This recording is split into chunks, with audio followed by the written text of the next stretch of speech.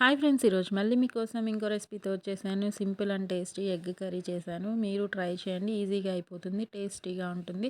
Try చేసి కామెంట్స్లో చెప్పండి. ప్రాసెస్ ఇంగ్రీడియంట్స్ చూసేద్దామా మరి.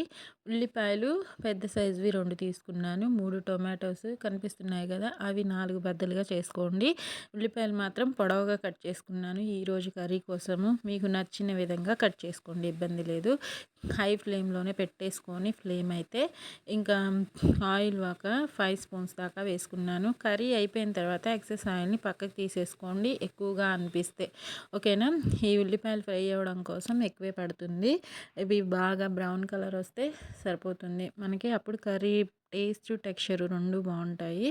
హై ఫ్లే ఆయిల్ హీట్ అయిన వెంటనే ఉల్లిపాయలు వేసుకొని చక్కగా నేను చూపిస్తాను, ఆ కలర్ వచ్చేంతసేపు ఫ్రై చేసుకుందాము. 1 స్పూన్ అంత జీలకర్ర కూడా వేసుకుంటాను. మీకు నచ్చితేనే వేసుకోండి, లేకపోతే ఇబ్బంది లేదు. ఓకేనా.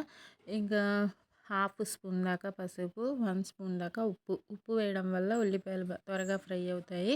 అది చాలామందికి తెలుసు, నేను కూడా అలానే వేస్తున్నాను. వేసుకొని చక్కగా మూత పెట్టి ఫ్రై చేసుకుంటున్నాను. మూత పెట్టడం వల్ల కూడా ఫాస్ట్గా అయిపోతాయి అన్నమాట.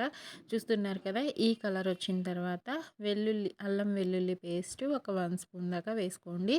మనం కట్ చేసి పెట్టుకున్న టొమాటోస్ని కూడా పేస్ట్ లాగా పట్టుకొని వేసుకుంటున్నాను.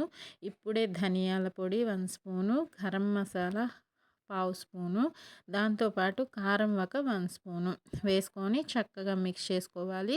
ఉప్పు ఇందాక వేసాం కాబట్టి ఇంకా ఇప్పుడు వేయనవసరం లేదు. ఒకవేళ సరిపోదు అనిపిస్తే కర్రీ లాస్ట్లో టేస్ట్ చూశాక వేసుకోండి. ఓకేనా. చక్కగా మిక్స్ చేసుకొని మూత పెట్టి లో ఫ్లేమ్లో మగ్గించుకుందాము. ఈ ఫ్లేవర్స్ అన్నీ కర్రీకి పడతాయి, టేస్ట్ బాగుంటుంది. ఈలోపు ఎగ్స్ కూడా ఉడికించేసుకొని పక్కన పెట్టేసుకొని తొక్కు తీసేసుకొని ఉడికించి పక్కన పెట్టుకుందాము. ఇదిగోండి, కర్రీ అయితే ఫ్లేవర్ఫుల్గా రెడీ అవుతుంది. చూస్తున్నారు కదా, ఇలా ఆయిల్ కాస్త పైకి తేలింది అనుకున్న తర్వాత తగినన్ని వాటర్ మిక్సీ జార్లో కలిపి వేసుకోండి. అంటే 3 లేకపోతే 4 టీ గ్లాసుల వాటర్ సరిపోతాయి ఈ కర్రీ కోసము. ఇంకా వేసుకొని మూత పెట్టుకొని ఒక 5 మినిట్స్ ఇలా పైకి తేలేంతసేపు ఉడికించుకొని మనం ఉడికించి పెట్టుకున్న ఎగ్స్ని కూడా వేసుకొని చక్కగా మిక్స్ చేసేసుకొని ఇవి ఎగ్స్ వేసిన తర్వాత 3 మినిట్స్ ఉంచుకుంటే సరిపోతుంది. ఎక్కువసేపు ఏం అవసరం లేదు. మనం అన్ని ఇంగ్రీడియంట్స్ వేసేసాం కాబట్టి ఇంకా వేరే ఏమీ వేయనవసరం లేదు. అది బాగా కుక్ అయిపోయి ఉంటుంది. 3 మినిట్స్కి రెడీ అయిపోయింది. కొత్తిమీర కరివేపాకు వేసుకొని వేడిగా సర్వ్ చేయండి. చల్లారిన తర్వాత అయినా బాగానే ఉంటుంది. అంటే వేడిగా ఉన్నప్పుడు టేస్ట్ కంటే చల్లారిన తర్వాత కాస్త మారుతుంది కాబట్టి అలా చెప్తున్నాను అనమాట. ఎప్పుడు చెప్పే విషయమే. ఎక్సెస్ ఆయిల్ ఉంటే పక్కకు తీసేసుకోండి.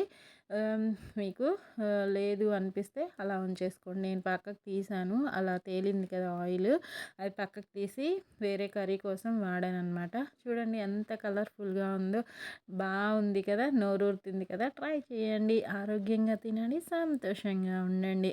ఇదిగోండి, ప్లేటింగ్ వీడియోతో కూడా వచ్చేసాను. ఇంకా ఆయిల్ ఇక ఏం లేదు చూడండి, ఎక్సెస్ ఆయిల్ పక్కకు తీసేసాను కాబట్టి కర్రీని వేడి అన్నంతో కలుపుకొని ఫస్ట్ ముద్ద తింటే ఉంటుంది. అసలు నాకైతే చెప్తుంటేనే నోట్లో నీళ్ళు వచ్చేస్తున్నాయి. మీరు కూడా ఇదే విధంగా ట్రై చేయండి. సింపుల్గా ఉంది కదా, ఈజీగానే అయిపోతుంది కర్రీ. మన దగ్గర ఆల్రెడీ అన్ని పౌడర్స్ ఉంటాయి కాబట్టి అవి వేసుకొని ట్రై చేసి చెప్పండి కామెంట్స్లో. ఎగ్గుతో పాటు ముద్ద పెట్టుకుంటున్నాను, ఎమ్మీగా ఉంది. నాకైతే నచ్చింది, మీకు నచ్చిందనే అనుకుంటున్నాను. ఇంకా మరిన్ని వీడియోస్తో మీ ముందుకు వచ్చేస్తాను. మీ ఝాన్సీ రాణి. నచ్చితే లైక్, షేరు, కామెంట్, సబ్స్క్రైబ్ చేసుకోండి. Thank you for watching.